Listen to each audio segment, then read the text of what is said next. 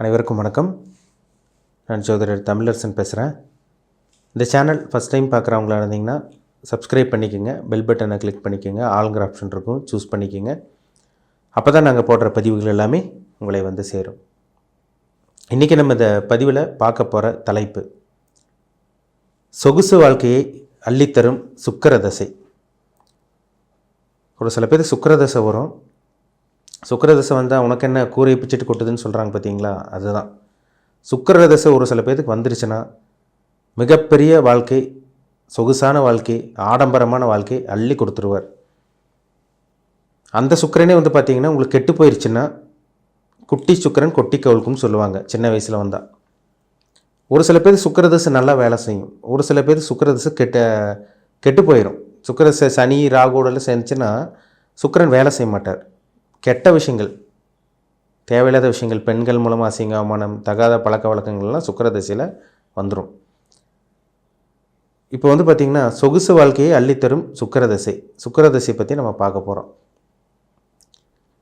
யாருக்கு சுக்கிர தசை வரும்?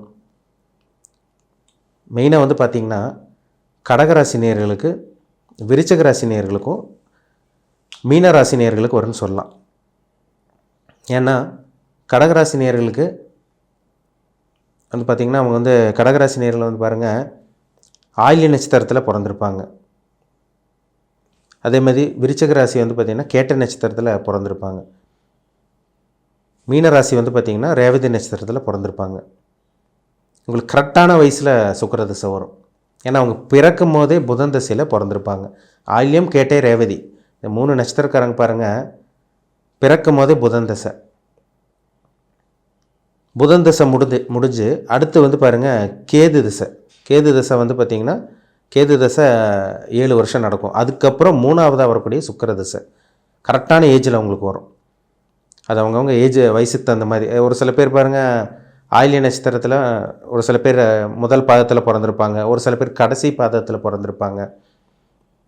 அதே மாதிரி கேட்ட நட்சத்திரத்தில் அதே மாதிரி தான், ரேவதி நட்சத்திரத்தில் அதே மாதிரி தான். அவங்க புதன் தசையில் நடுவில் பிறந்திருக்காங்களா, இல்லை கடைசியில் பிறந்திருக்காங்களா, இல்லை ஆரம்ப பகுதியில் பிறந்திருக்காங்களா, அது ரொம்ப முக்கியம். அதை பார்த்தா தான் சொல்ல முடியும். 2ஆவதாக வரக்கூடிய கேது தசைங்க. அதாவது கேது தசை 7 வருஷம், சுக்கிர தசை 20 வருஷம் சுக்கிர தசை நடக்கும். கிட்டத்தட்ட பார்த்திங்கன்னா ஒரு 25 வயசுக்கு மேலே மிகப்பெரிய பணக்கார வாழ்க்கை, கோடீஸ்வர வாழ்க்கை சுக்கிரன் அள்ளி கொடுத்துருவார். அந்த சுக்கிரன் எங்கே இருக்கணும்னு பார்த்தோம்னா லக்னத்துக்கு நல்ல ஒரு இடத்துல இருக்கணும். லக்னத்துக்கு இப்போ உதாரணமாக பார்த்திங்கன்னா உங்களுக்கு மேஷ லக்னத்துக்கு சுக்கிரன் வந்து லக்னம் மற்றும் அதாவது மேஷ லக்னத்துக்கு பார்த்திங்கன்னா 2 மற்றும் 7ஆம் அதிபதியாக வருவார். சுக்கிரன் வந்து மேஷ லக்னத்துக்கு 2 மற்றும் 7ஆம் அதிபதியாக வருவார். பணத்தை கொடுக்குற கிரகம் அவர் தான், கல்யாணம் திருமணத்தை பண்ணி வைக்கிற கிரகம் அவர் தான். அவர் நல்ல ஒரு இடத்துல இருந்துட்டாருன்னு பார்த்தோம், நல்ல ஒரு இடத்துல மட்டும் இருந்துட்டாருன்னா சுக்கிர தசை அள்ளி கொடுத்துருவாருங்க. இப்போ வந்து சுக்கிரன் வந்து இப்போ 10ஆம் இடத்துல இருக்குதுன்னு வச்சுக்குவோம். இப்போ மேஷ லக்னத்துக்கு 10ஆம் இடம் அது என்ன மகர ராசி வரும். மகர ராசியில் சுக்கிரன் இருந்து, இல்லை குரு எங்கேயா இருந்து சுக்கிரனை பார்த்துட்டா, அதாவது 5, 7, 9ஆம் பருவே சுக்கிரனை பார்த்துட்டா அந்த சுக்கிர தசை அருமையாக இருக்கும். 20 வருஷம் கொடி கட்டி பறப்பாங்க. அவங்கள கையில் பிடிக்க முடியாது. பிரம்மாண்ட யோகம், சொகுசு வாழ்க்கை, எல்லாமே ஆடம்பர வாழ்க்கை, உல்லாச வாழ்க்கை, ஒரு லக்ஸூரியஸ் லைஃப் எல்லாமே அவங்க அனுபவிப்பாங்க. இந்த 3 நட்சத்திரக்காரங்க, அதாவது பார்த்திங்கன்னா ஆயில்யம், கேட்டை, ரேவதி. அந்த சுக்கிரன் வந்து பாருங்கள் ஒரு சில அதாவது ஒரு லக்னத்துக்கு வந்து பார்த்திங்கன்னா ஒரு சில லக்னங்களுக்கு அப்படியே 6ஆம் அதிபதி 8ஆம் அதிபதியாக வருவார். இப்போ ரிஷப லக்னத்துக்கு வந்து பார்த்தோம்னா சுக்கிரன் வந்து ஒரு 6ஆம் அதிபதியாக வருவார். அந்த 6ஆம் அதிபதி சுக்கிரன் வந்து 6ஆம் இடத்துல ஒரு சில பேர்த்துக்கு இருக்கும். அப்போ அந்த 6ஆம் இடத்துல சுக்கிரன் இருந்து எந்த ஒரு பாவகிரக தொடர்பு இல்லாமல் இருந்தால் கூட அந்த சுக்கிர தசை வேலை செய்யும். நல்ல ஒரு பணக்கார ஒரு வாழ்க்கை, ஒரு நல்ல ஒரு டீசெண்டான ஒரு வாழ்க்கையை வாழ்வாங்க.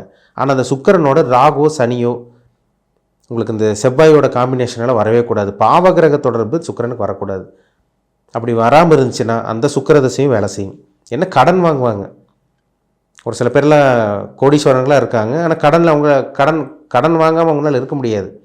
எத்தனை பேர் கோடீஸ்வரங்களாக இருக்காங்க, ஆனால் கடன் வாங்குவாங்க. இது வந்து இந்த ரிஷப லக்னக்காரங்களுக்கு செட் ஆகும். ஒரு சில பேர் வந்து பாருங்கள் துலாம் லக்னக்காரங்களுக்கு வந்து பார்த்திங்கன்னா சுக்கிரன் 8ஆம் அதிபதியே வருவார், லக்னாதிபதியே வருவார். அந்த சுக்கிரன் லக்னத்திலே இருக்குன்னு வச்சுக்கோங்க, அந்த சுக்கிர தசை மிகப்பெரிய யோகத்தை கொடுத்துரும். அந்த 20 வருஷம் அருமையான ஒரு அமைப்பாக இருக்கும். நல்ல ஒரு வாழ்க்கை, ஆடம்பரமான வாழ்க்கை, ஒரு உல்லாசமான ஒரு வாழ்க்கை கண்டிப்பாக சுக்கிர தசை ஏற்படுத்தி கொடுக்கும். அதில் சந்தேகமே கிடையாது. இப்போ மற்ற லக்னக்கெல்லாம் சுக்கிரன் வேலை செய்யாதான் கேட்டிங்கன்னா, இப்போ சுக்கிர தசை வந்து பார்த்திங்கன்னா தனுசு லக்னத்துக்கு வரக்கூடாது. தனுசு லக்னத்துக்கு அவர் 6ஆம் அதிபதியாக போயிடுவார். மீன லக்னத்துக்கு வந்து பார்த்திங்கன்னா அவர் 8ஆம் அதிபதியாக வந்துடுவார். இப்போ தனுசு லக்னத்துக்கு சுக்கிரன், அந்த சுக்கிரன் தனுசு லக்னத்துக்கு சுக்கிரன் வந்து 6ஆம் இடத்துக்கு 6, 8, 12 மறைஞ்சால் அந்த சுக்கிர தசை ஓரளவுக்கு வேலை செய்யும். இப்போ மீன லக்னக்காரங்களுக்கு சுக்கிரன் வந்து பார்த்திங்கன்னா தசை வரும்போது அந்த 8ஆம் இடத்துக்கு சுக்கிரன் 6, 8, 12 மறையணும். அந்த மாதிரி மறைஞ்சால் கண்டிப்பாக கோடீஸ்வர வாழ்க்கை கண்டிப்பாக வாழ்வாங்க. அதாவது அந்த 8ஆம் இடத்த பலனும் இந்த 6ஆம் இடத்த பலன் சுக்கிரன் கம்மியாக தான் பண்ணுவார், பெரிய அளவுக்கு பாதிப்பு கொடுத்துட மாட்டார். இதுவே வந்து பாருங்கள், அந்த மீன லக்னக்கும் தனுசு லக்னக்காரங்களுக்கும் சுக்கிரன் 3, 6, 10, 11 அதாவது வந்து பார்த்திங்கன்னா உபஜய ஸ்தானத்தில் இருப்பாங்க. அந்த இடத்துல இருக்கிறதும் நல்ல ஒரு அமைப்பு தான். ஏன்னா பாவகிரகங்கள் வந்து பார்த்திங்கன்னா பொதுவாகவே லக்னத்துக்கு 3, 6, 10, 11 இந்த இடத்துல இருக்கிறது நல்ல ஒரு அமைப்பாக சொல்லப்பட்டிருக்கு. அதே மாதிரி லக்னத்துக்கு அவயோக கிரகம், அந்த கிரகமும் 3, 6, 10, 11ஆம் இடத்துல இருக்கிறது ஒரு நல்ல ஒரு அமைப்பு கொடுத்துரும். பொதுவாக வந்து பாருங்கள், லக்னத்துக்கு அவயோக கிரகங்களோட தசாபுத்தி நடக்கக்கூடாது. அந்த சுக்கிரன் வந்து மீன லக்னக்காரங்களுக்கும் தனுசு லக்னக்காரங்களுக்கும் வராமல் இருக்கிறது நல்லது. அப்படி வந்தால் சில விதிவிலக்கு இருக்குது, அந்த விதிவிலக்கு பார்த்தா தான் நம்ம சொல்ல முடியும். சரிங்களா? ஒரு சில பேரெல்லாம் பாருங்கள், பிறந்ததுலேருந்து கஷ்டப்படுவாங்க, ரொம்ப வறுமை வாட்டி எடுக்கும், அவங்கள வாட்டி வதச்சி எடுக்கும். பிறந்ததுலேருந்து கஷ்டப்படுவாங்க, சாப்பாடு துணிமணிக்கே போராட்டமாக இருக்கும், ஒரு சொகுசான ஒரு வாழ்க்கையை வாழ முடியாமல் இருப்பாங்க. ஆனால் அந்த கரெக்டாக அந்த பருவ வயசில் கரெக்டாக அந்த சுக்கிர தசை வந்ததுக்கப்புறம் பாருங்கள், அவங்க எங்கேயோ போயிடுவாங்க. ஆரம்பத்தில் கஷ்டப்பட்டாலும் ஒரு ஏழ்மையான ஒரு நிலைமையில் இருந்தால் கூட இந்த சுக்கிர தசை அவங்கள தூக்கி விட்டுரும்.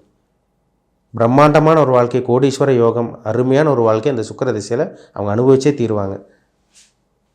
அந்த ஜாதகத்தை அதாங்க அந்த சுக்கிரன் வந்து ஜாதகத்தில் எந்த இடத்துல இருக்குன்னு பார்க்கணும். அதுதான் ரொம்ப ரொம்ப ரொம்ப முக்கியம்.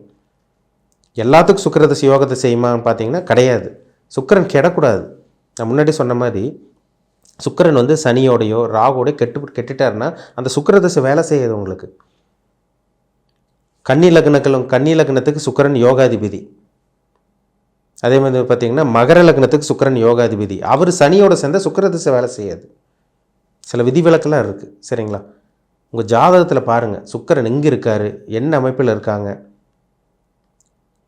நீங்கள் கொடுத்து வச்சவங்களா, இல்லை வந்து பார்த்திங்கன்னா அதாவது நல்ல கர்மாவில் பிறந்திருக்கீங்களா, கெட்ட கர்மாவில் பிறந்திருக்கீங்களா, நீங்கள் என்ன அனுபவிப்பீங்க, இதெல்லாமே ஜாதகத்தை பார்த்தா நம்ம சொல்லிடலாம். மேக்சிமம் பார்த்திங்கன்னா ஆயில்யம், கேட்டை, ரேவதி, அதாவது கடகராசினியர்களுக்கும் விருச்சகராசினியர்களுக்கும் அதாவது பார்த்திங்கன்னா மீனராசினியர்களுக்கும் சுக்கிரதசை வந்துடும். சுக்கிரதசை கடக்காமல் அவங்களால இருக்க முடியாது. என்ன ஏஜ், வயசு ரொம்ப முக்கியம். ஏன்னா நட்சத்திர பாதத்தில் ஒரு சில பேர் ஆரம்ப பகுதியில் பிறந்திருப்பாங்க, கடைசி பகுதியில் பிறந்திருப்பாங்க. அந்த புதன் தசை ஸ்டார்டிங்கில் இருக்கீங்களா, இல்லை நடுவில் பிறந்தீங்களா, இல்லை லாஸ்ட்டில் பிறந்தீங்களா, அதுக்கப்புறம் கேது தசை எப்படி இருக்குது, அதுக்கப்புறம் சுக்கிர தசை எப்படி இருக்க போகுது, இதெல்லாமே அவங்க பிறப்பு ஜாதகத்தை பார்த்தா தான் சொல்ல முடியும். சரிங்களா? ஜாதகத்தை பாருங்கள், ரொம்ப ரொம்ப முக்கியம். ஏன்னா சுக்கிரங்கிறது இருக்கிறதுலே நவகிரகத்திலே 20 வருஷம் சுக்கிர தசை நடக்கும்.